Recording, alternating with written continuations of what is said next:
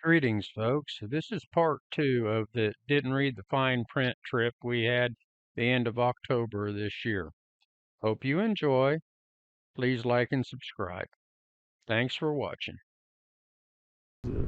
Mississippi on the other side, but we are at the old red house, which is Lorimer's home, the founder of Cape Verdeaux, from a trading station to a full-fledged town. But this is the original location of the house. The cabin's been some work done to it to keep it up, but you can still see some of the logs. But it is a interpretive center and so forth, so we'll cover it.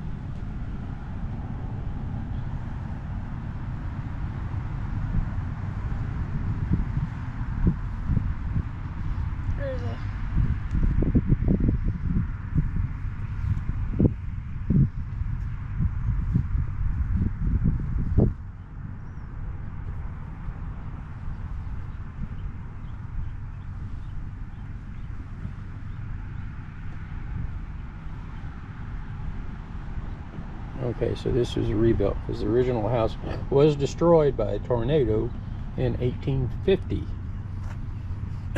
So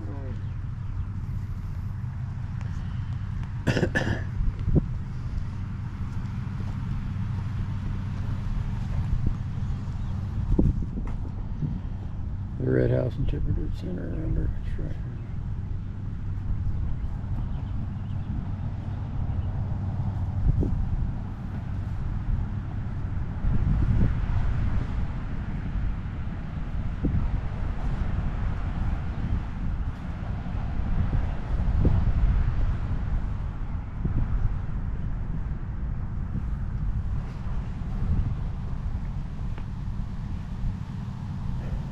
A little garden there.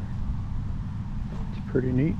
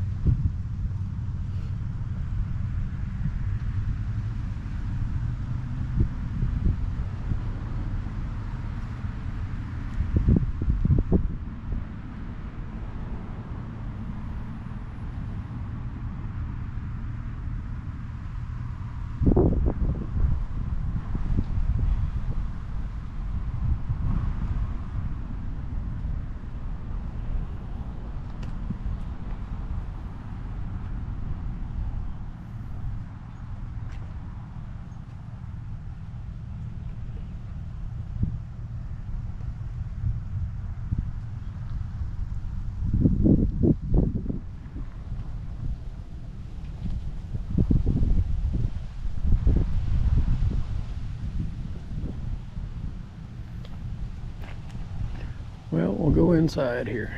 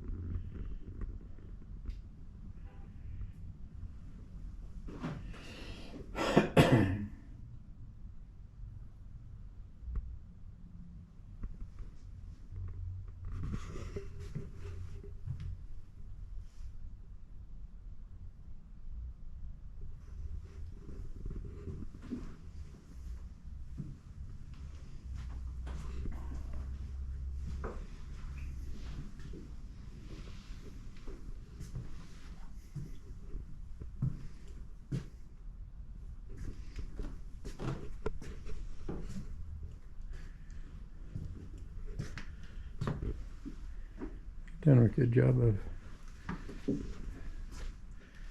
restoring this area. Thank you. So this is awesome.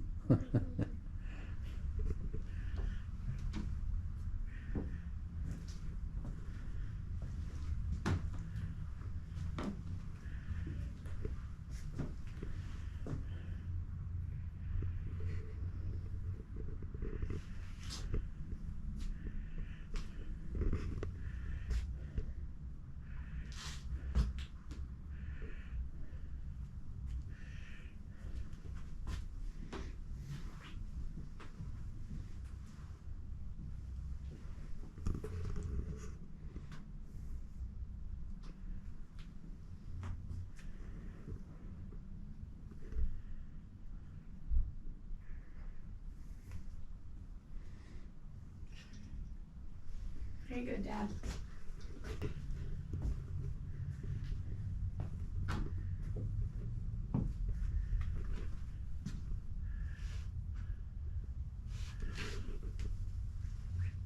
I guess Almost missed us all up there on the top of it.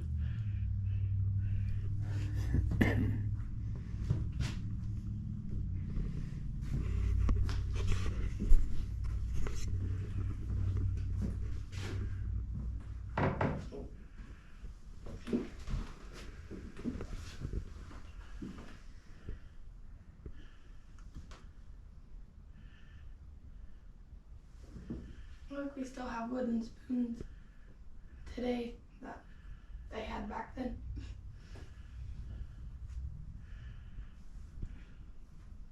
In a way.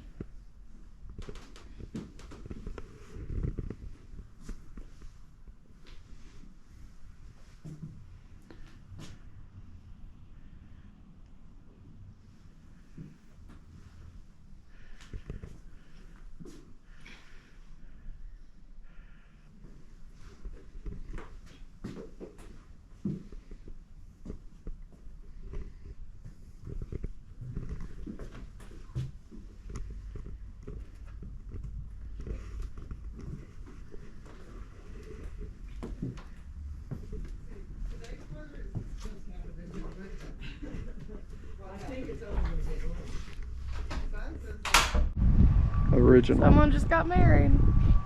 Somebody got married. Yep. Oh, that's awesome. Well, we won't show the bride and groom, but somebody just across the street got married at the church. And she is walking out, beautiful in her dress.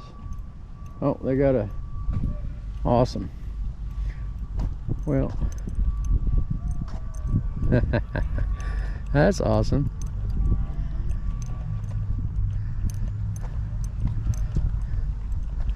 Well, there's a wedding just in that church right there. Well, there's one of the bridesmaids. I'm not going to show that because they may be having professional pictures taken. So, all right, folks, on to the next. I'm going to see if I can find a way to that bridge, and we're going to cross that bridge across the Mississippi and then go down to down three possibly, and maybe meet where the Ohio and the Mississippi meet together. Wonderful looking mural there. But anyway, back to you later. Greetings, everyone. I covered this bridge crossing from Cape Girardeau, Missouri into Illinois over the Mississippi in the previous video. Thanks for watching. The southernmost point of Illinois, and actually where the Ohio and the Mississippi rivers meet, there's a bridge over the Mississippi, and right here is the Ohio, and well, there's a road to the bridge, but right there, you can barely see it because of the rain, is a bridge over the Ohio.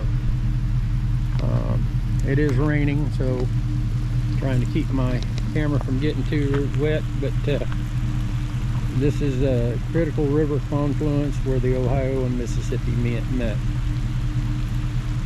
I'll get a good picture of this sign, and It's torn. This park is supposed to be open, but it looks like it's closed to me because there ain't nobody around. And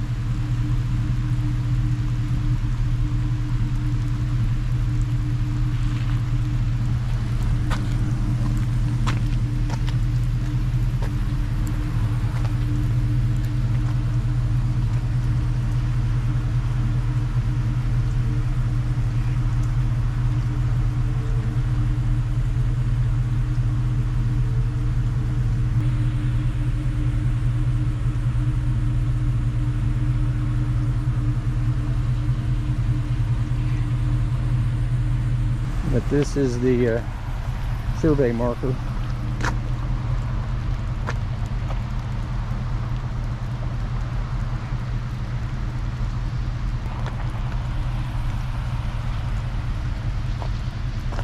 It says here, Lewis and Clark in Illinois on November 14th, 1803. Meriwether Lewis and William Clark. And their party landed on the confluence of the Ohio and Mississippi rivers, the site of the present-day Cairo, Illinois. They spent nearly a week here learning how to determine longitude and latitude, a skill they would need on their westward expedition. Museum in there, but it's since closed. But the bridge over the Mississippi going into Missouri is closed. But we're actually headed back, so we're gonna cross the Ohio. I'll bring you back when we start crossing it. I'm back because I'm back, but we found another plaque here.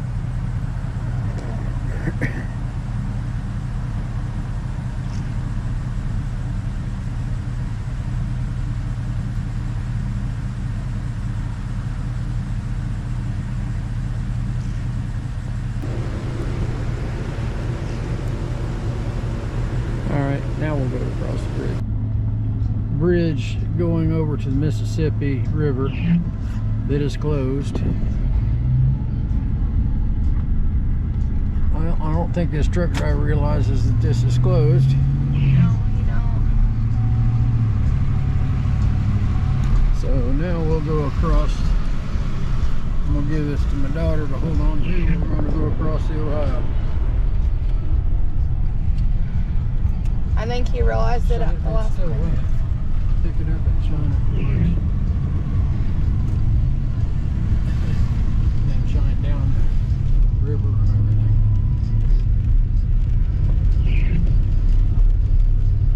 Well, he finally realized he had to turn. Hey, there's a barge. Oh, you got to get a picture of that. See the barge from that.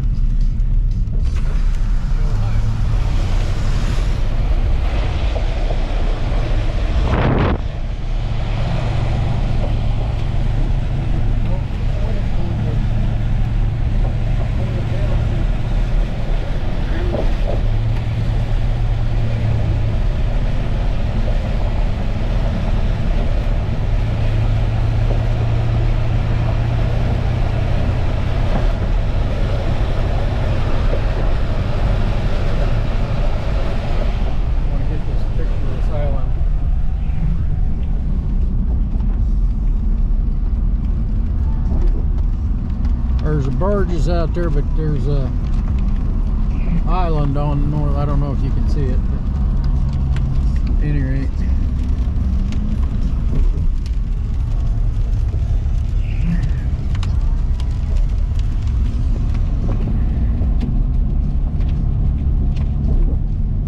Well, that's the Ohio River Bridge. Well, folks, we're getting ready to pass over the Tennessee River, not far from where it meets the Ohio River.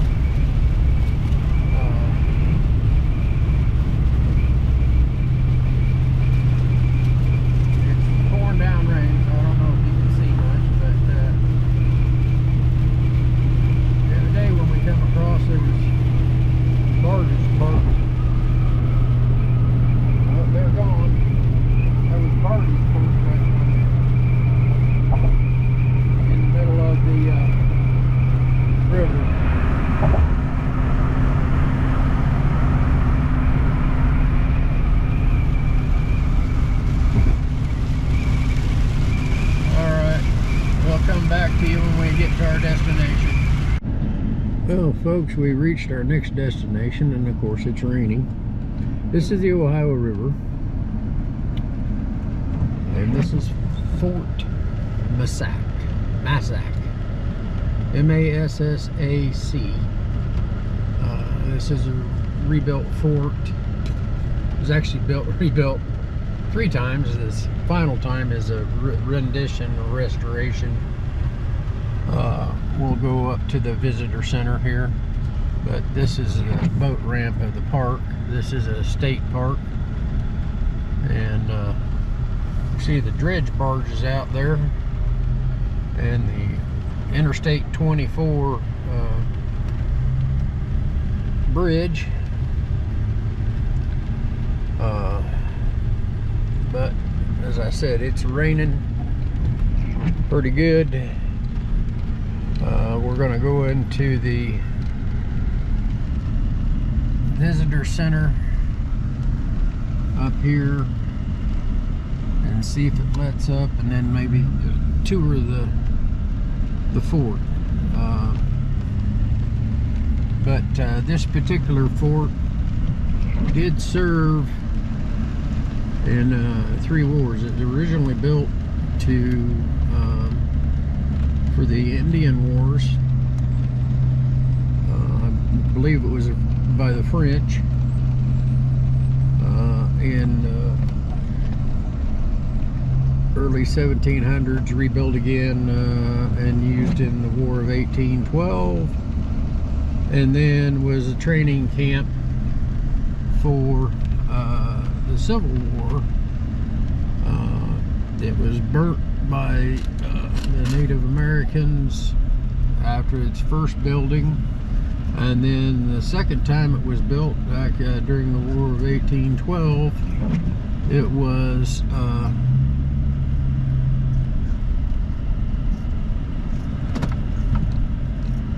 dismantled by area residents for the lumber that was in it to build cabins and so forth. So recycling started long ago in the United States. But at any rate, more to come. Well, we have entered the interpretive center of the park, and there would be the regalia of the 1812 war. Second Regimental Artillery in 1812. And this would have been a colonial 1757 French Marine. Hello. Sorry, I was in there back. No, that you're fine. We just kind of popped in. The floors look bad. So I had to clean up a little bit. Not a problem. It's all right if I film in here, right? I mean, video. All right. Thank you very much. Is there just donations for the thing? Okay. All right. Thank you.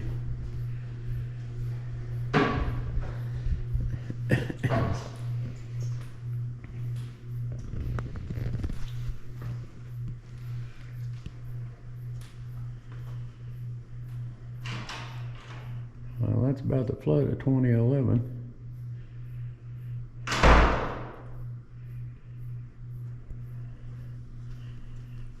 Oh, a replica of a boat. Keelboat.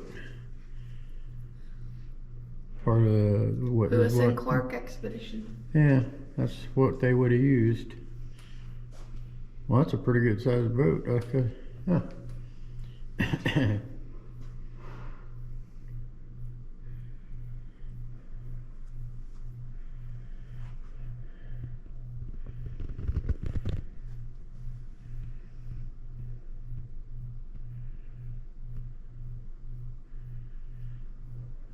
Here.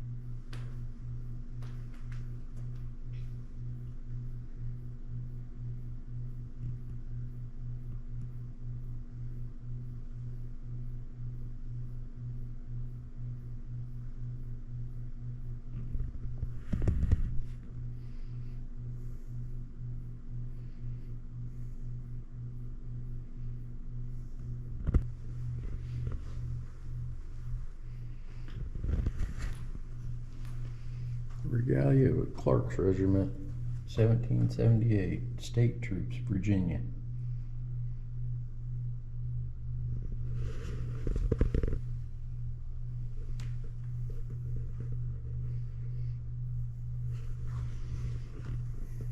The French, I would say that's the French officers.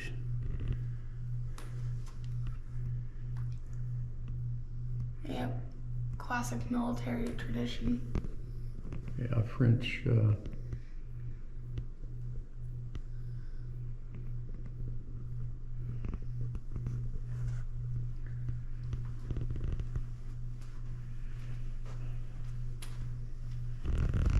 Oh, wow. One location, 5 forts.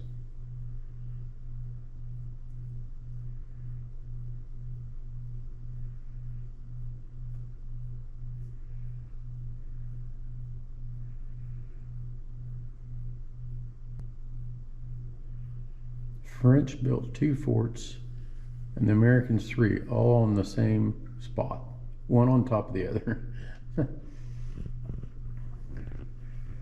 So this would be the first. Let's see here. French and Indian War, 1754 to 1763, was between Britain and France with Indian allied on both sides. They were fighting for control of North America.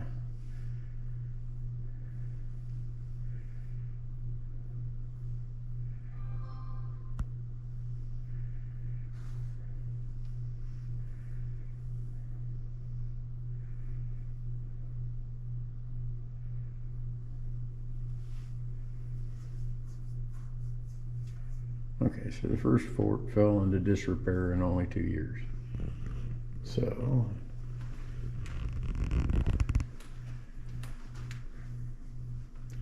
at first it was Fort de la Ascension, and then Fort Massac, again was French, and because it was built again in 1760.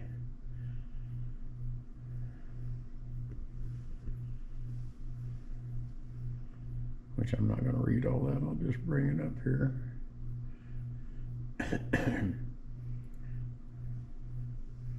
That's where the Chickasaw burned the fort. Because of the British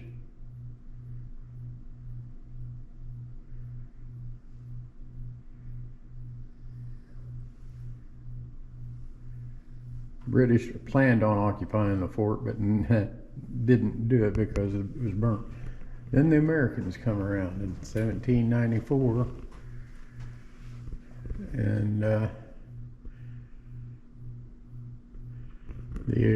President George Washington ordered the General Anthony Wayne to rebuild the Fort Massac.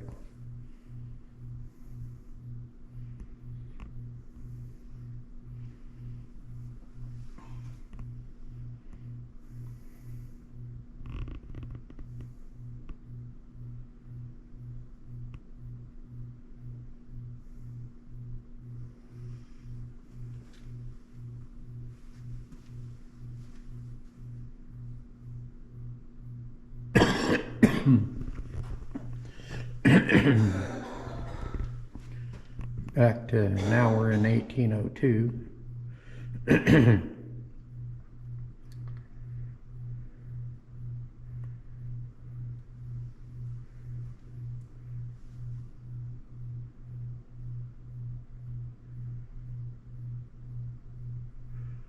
Okay, so they only built 3 of the blockades in 1802.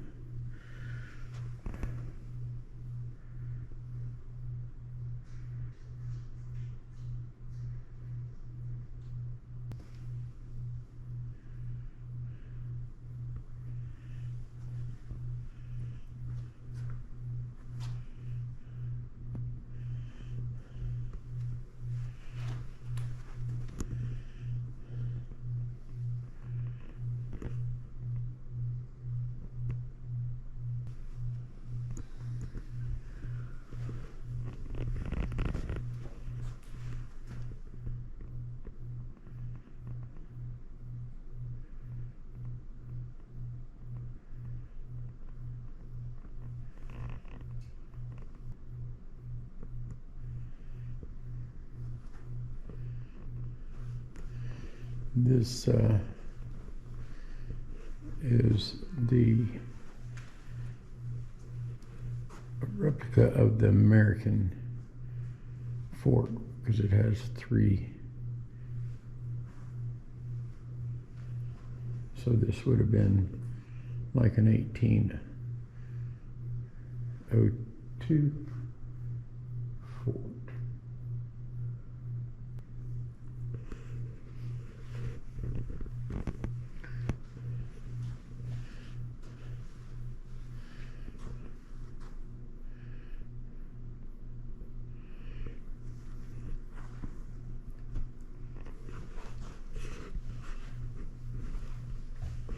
Scale the model of the 1802 Ford. Pretty cool.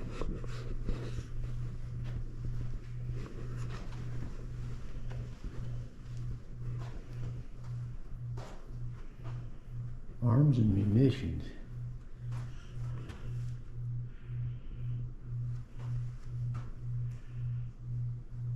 Served as a military installation for more than 100 years.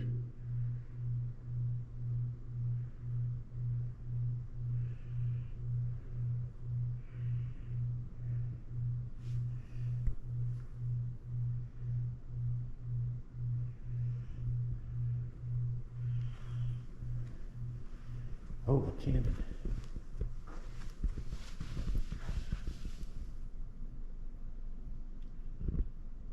Small cannon called a bow gun. So that would have been on those boats that Lewis and Clark would have used. Okay, Americans when they occupied. Kind of looks like a French uniform, doesn't it? Any rate.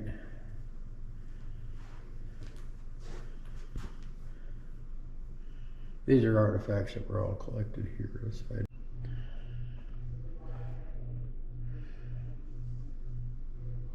Left Fort Muzak in 1862. The fort was finally abandoned in 1864. The Daughters of the American Revolution convinced the state of Illinois to purchase the 24 acres surrounding the location of the fort in 1903. 5 years later, Fort Muzak became Illinois' first official state park.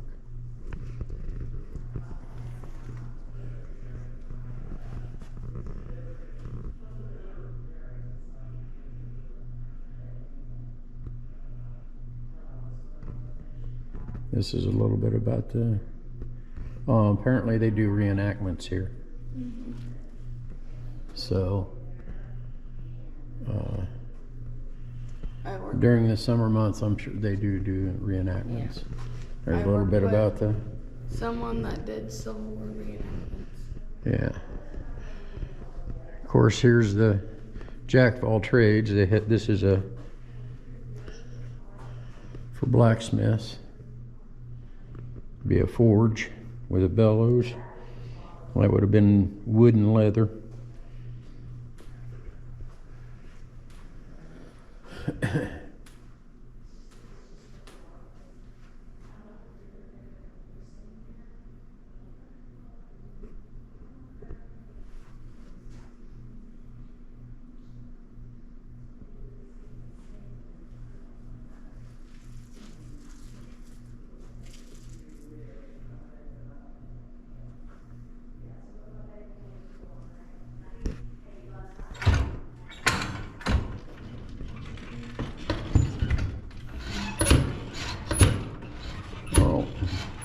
It lights up when you pump air into it. All right, cool. There's no heat though, that's just lights. But some of the stuff that they may have made here, which is again more artifacts. Oh, wood plane, that's neat. They may have forged some of these here. Of course they wouldn't have, files were not, probably didn't have a way to make the file. But at any rate,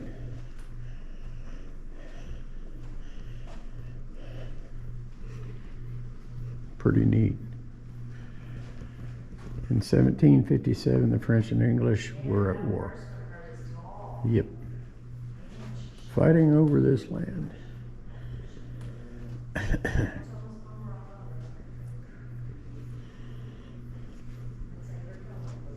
All right.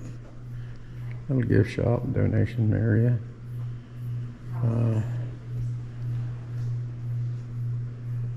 Oh, there's a video.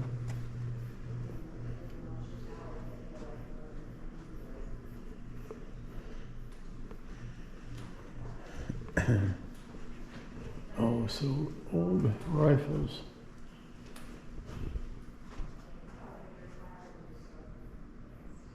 I believe that top is a shotgun.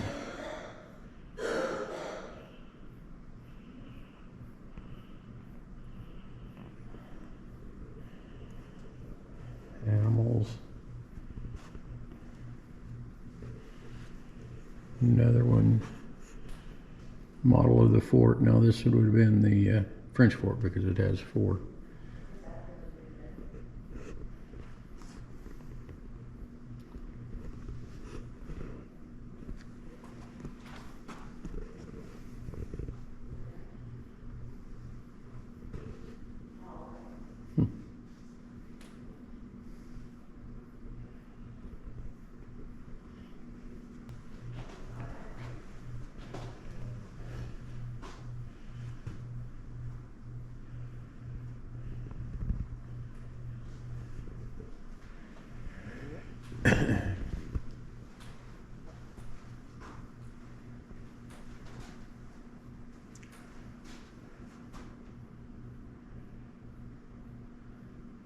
General James Wilkinson.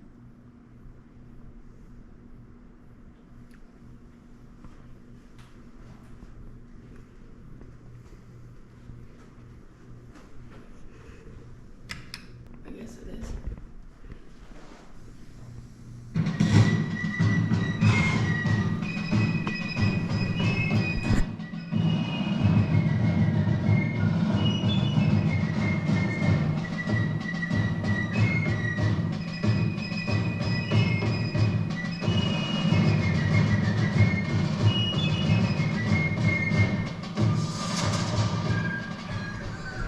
Hi, my name's Tony Gerard, and I'm going to tell you about the history of Fort Massac. This isn't the best known early American fort, but it has played an important role in the history of the American frontier. France, Great Britain, and the United States have all claimed this site over the years. I'll talk about the history of the fort covering a 151-year time period, from 1757, when the French built the first fort here, until 1908, when Fort Massac was dedicated as Illinois' first state park. By the way, the clothes I'm wearing represent a French voyageur. The voyageurs were a working class of people who paddled canoes on the waterways of New France. Most supplies for Fort Massac came overland from Fort Deschartres, but voyageur canoes did stop here occasionally. Back in the 1700s, France controlled this area, and it was called the Illinois country. The seat of government was Fort Deschartres, 120 miles up the Mississippi River. France and England were bitter enemies, and both were trying to control American lands. Their last great conflict on this continent was the French and Indian War from 1754 to 1763. The French were desperate to hold on to this part of North America.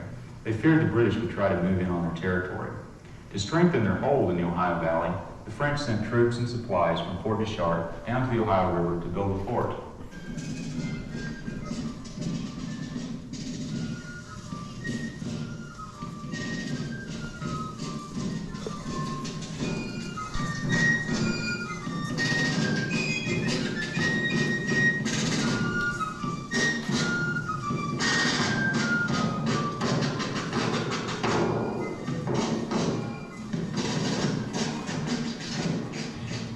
On Ascension Day in May of 1757, soldiers began building the fort. Several months later it was completed and named Fort Ascension. The French were in such a hurry to build the fort that they didn't build it strong enough. For example, they used soft wood that didn't hold up very well. So in 1759 the fort was rebuilt. This time when the fort was completed it was named Fort Massiac in honor of the French Minister of Colonial Affairs, Monsieur de Massiac. The only time the fort's defenses were tested was after it was rebuilt. The Cherokee Indians attacked the fort, but were driven away. The French were not doing well against the British, so the fort became a haven for troops fleeing the advancing British. In 1763, the Treaty of Paris was signed, officially ending the French and Indian War. French lands west of the Mississippi had been ceded to Spain by secret treaty in 1762, and now the lands east of the Mississippi went to Great Britain.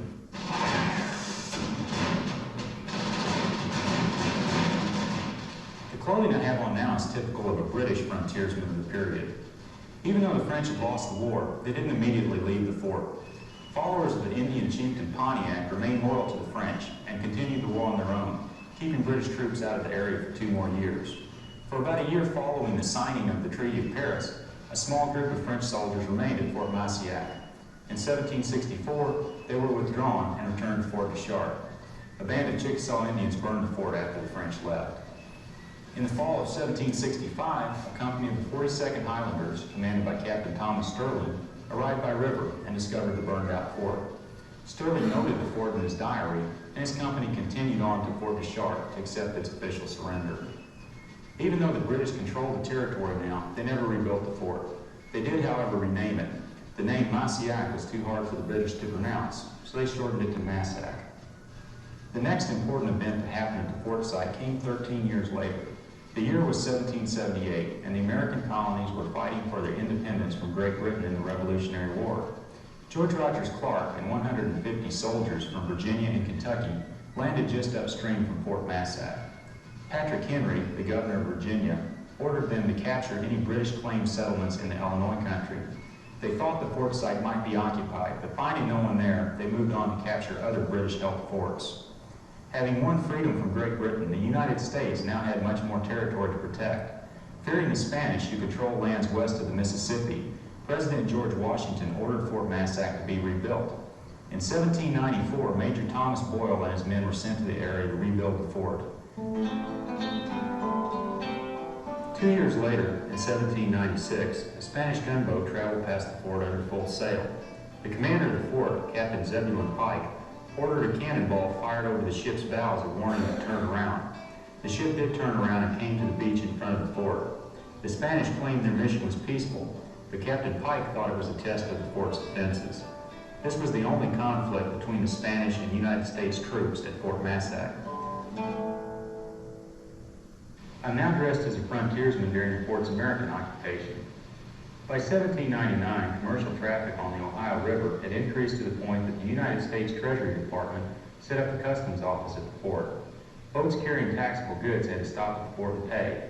In 1803, the United States bought the French land west of the Mississippi known as the Louisiana Purchase. Fort Massac played a small role in the exploration of the new territory. The Lewis and Clark expedition, commanded by Meriwether Lewis and William Clark, stopped at the fort. George Drouillard, who lived at Massac Village, joined the expedition. His skills as an interpreter, hunter, and trapper helped on the journey to the Pacific Ocean. In 1805 and 1806, Fort Massac provided soldiers to accompany Zebulon and Montgomery Pike on 2 explorations. On one trip, they discovered Pike's Peak in Colorado.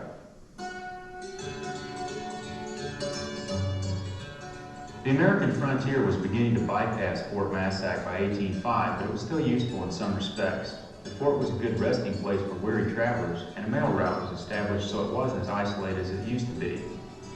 During the summer of 1805, Fort Massac was the meeting place for former United States Vice President Aaron Burr and General James Wilkinson. Historians say Burr and Wilkinson plotted treason against the United States and drew up plans to conquer the American Southwest and Mexico. In December of 1811, the New Madrid earthquake devastated Fort Massac and the entire area. Tremors were felt as far away as New Orleans and Baltimore, Maryland. The Mississippi River ran south to north instead of its usual north to south flow. The entire area was shaken by nearly 2,000 tremors until February of 1812. As repairs were being made to the fort, the War of 1812 broke out between the United States and Great Britain. As a result, Fort Massac became an important training base. Recruits were rushed here for hurried training before being sent to defend the western frontier. During the winter of 1812 and 1813, many soldiers died due to the lack of medicine, food, and clothes. These terrible conditions were compared to the harsh winter at Valley Forge. General Andrew Jackson stopped at the fort in January of 1813 to bury a soldier under his command. By 1814, Fort Massac was no longer an important military base. In April of that year, orders were given to abandon the fort and move men and supplies to St. Louis. A caretaker was appointed to look after the fort in case it was needed again in the future. Unfortunately, the caretaker dismantled the fort and sold wood to passing riverboats to use as fuel. People from Massac Village also used the timbers to build homes. The last time Fort Massac was used by United States troops was during the early days of the Civil War. The Union Army was stationed at the fort to protect the Illinois country from possible invasion by Confederate armies. A measles epidemic swept through the fort, and it was abandoned shortly after that. Fort Massac is an especially important site for the people of Illinois. Fort Massac is Illinois' first state park. In 1903, the Daughters of the American Revolution petitioned the Illinois State Legislature to purchase and set aside the site of Fort Massac as a state park. On November 5, 1908, Fort Massac State Park was officially dedicated. The occasion drew a huge crowd from around the area. Governor Charles S. Deneen was at the ceremony, and a monument plaque honoring George Rogers Clark was unveiled. In 1932, the monument was replaced with the present statue of Clark.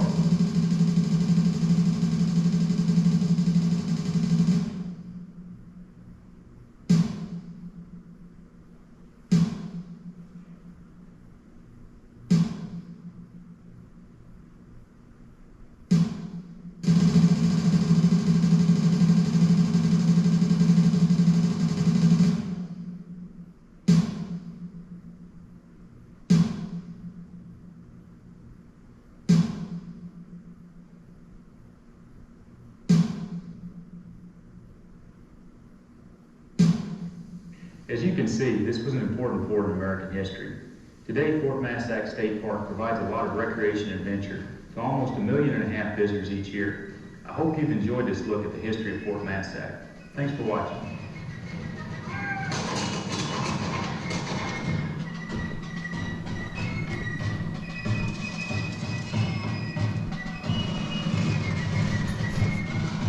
Oh, that's a cool video.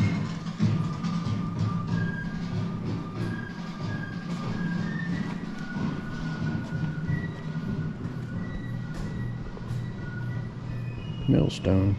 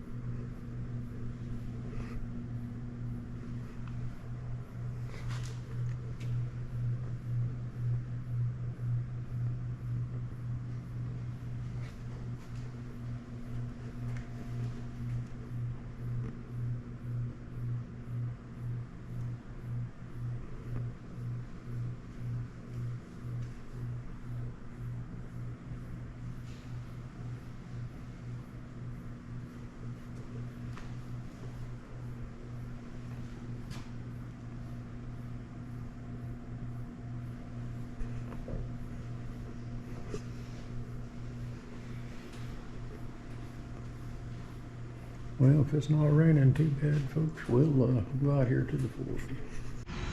Well, it's still sprinkling a little bit. We're going to try to cover some of the actual fort, but this is about George Rogers Clark and the Illinois campaign. So George Rogers Clark actually visited this fort twice.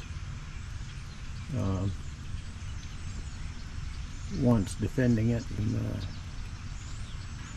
War of 1812, and second time on his expedition with Meriwether Lewis. This is just a little bit about the Discovery Trail and Metropolis, this is a part of this town. And there's hiking and all kinds of stuff down here. There's actually a disc golf place down here too in the park, but camping and hiking and so forth.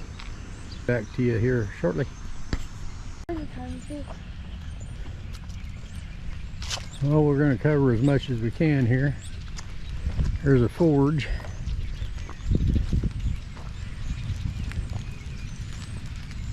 There's a little bit over four flags over Fort Massac. 1500 Spanish ownership. 1702 French trading post and mission. 1757 French fortification to block British expansion into Mississippi River, named Fort Massac. French abandoned the fort to British in 1764. 1778 George Rogers Clark stopped here on his way to Kaskaskia. 1794 George Washington ordered the fort rebuilt and garrisoned. 1908 site designated First Illinois State Park. First Illinois State Park, awesome.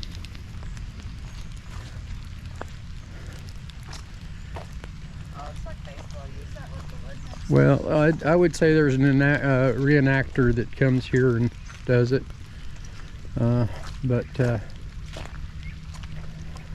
in memory of David Blythe.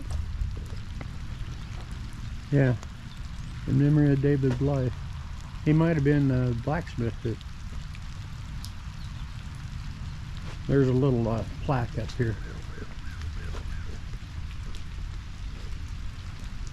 That's awesome. Well, the forge has definitely been used. Got a little garden. I'm not going to read this all out to you, but I'll get up close enough to where we can cover it all here.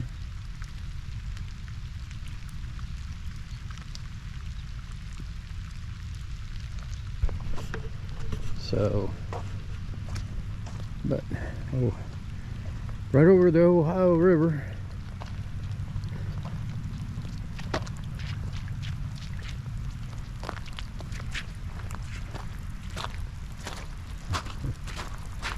Oh, I sunk.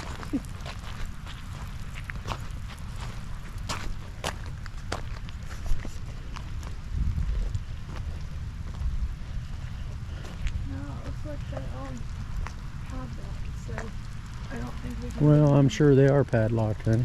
Yeah. They're probably only open when they may have, because they have reenactments, so they might, when they do the reenactments, but at least there's a little bit of shelter from the rain. That's mud there. Ooh, that is mud there. I didn't figure I'd get in the mud. I don't know, this, nope, it's locked.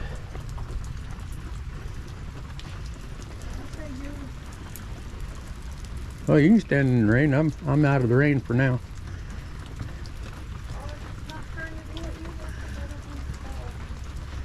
Uh-huh. Well, don't do what I did and stay in the grass, and then you won't do that. Well, I don't think that giant hole right there is good. No. It's dug underneath here, I'd say a gopher or something.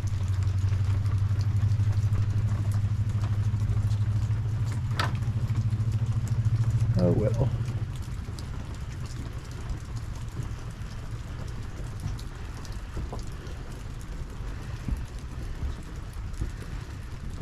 There's a monument to George Rogers Clark.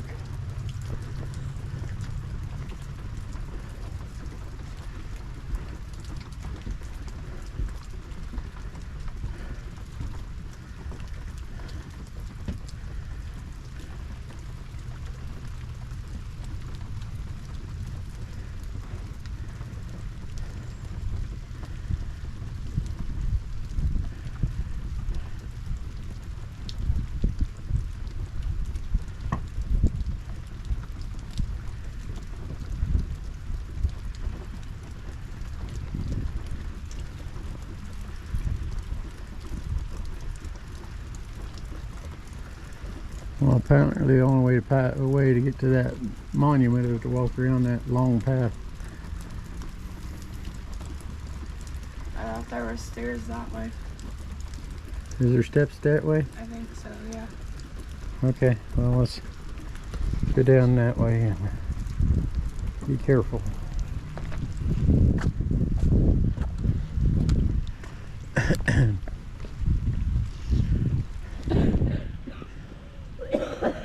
This is one of them things the video doesn't do it justice. If you're really interested in old forts and stuff like that, about need to come down here and see it, folks.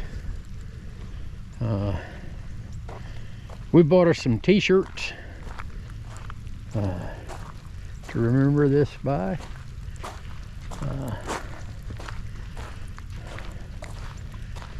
But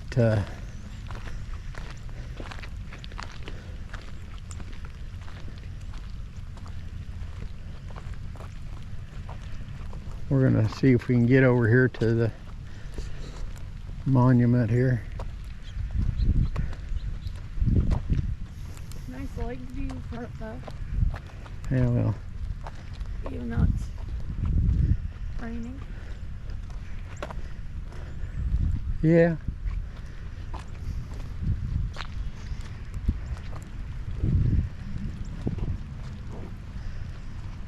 Can't believe the flood of 2011 put the water all the way up to there, though. That's in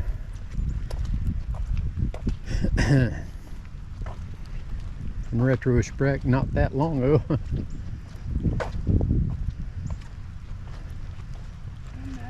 considering I graduated in 11. Yeah.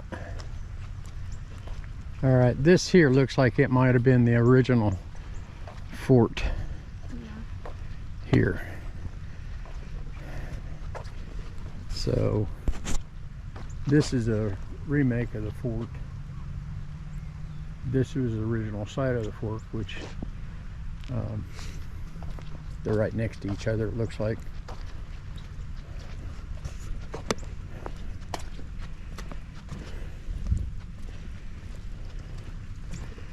Nice little walking path. If you didn't know, that's Kentucky over there, folks. This is Illinois. Okay.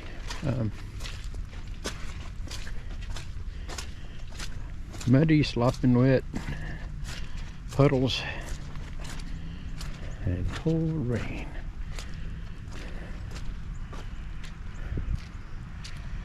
Yeah, I would say this is the original spot for the garrison. But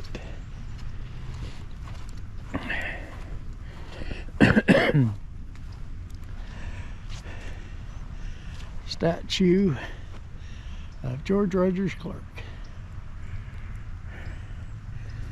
And normally they would have the flags on both sides, but it is raining today.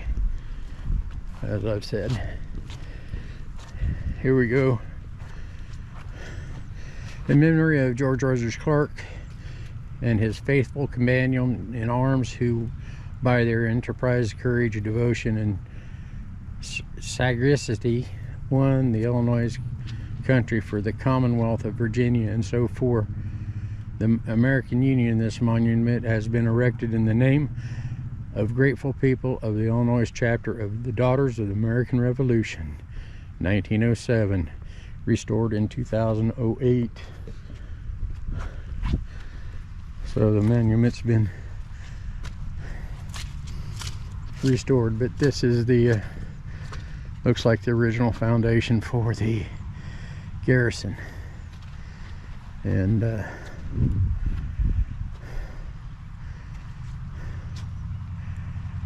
right,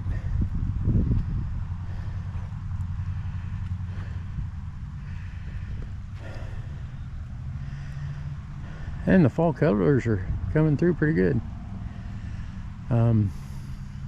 Still a lot of green though. You'd think that there'd be a lot more fall color. Of course, if it gets as cold as they say it's going to, that those leaves will be gone. We're talking like 30s in a few days. So, well folks, that's what I've got for today. My daughter and I are probably headed back north to head for home. If we see something that sparks our interest, we may stop and take a look at it, and if I do, I'll bring you back. If not, there's a gopher. That's probably the gopher that's digging the hole over there underneath the barracks quarters. At any rate, I'm sure this would be a wonderful park to come during the day. It's a nice adventure if you're into forts and parks and camping and hiking. Pretty good sized park. And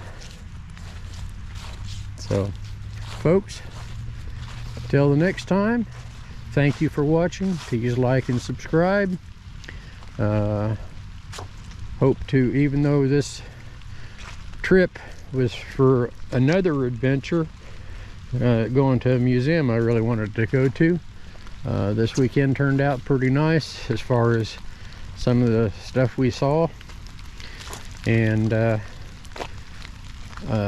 after learning about all the forts and so forth along the Mississippi and the Ohio rivers, that might be another expedition. That might be another adventure, just to go visit all the forts. Now, a lot of the forts, though, only are just the earthen mounds left, but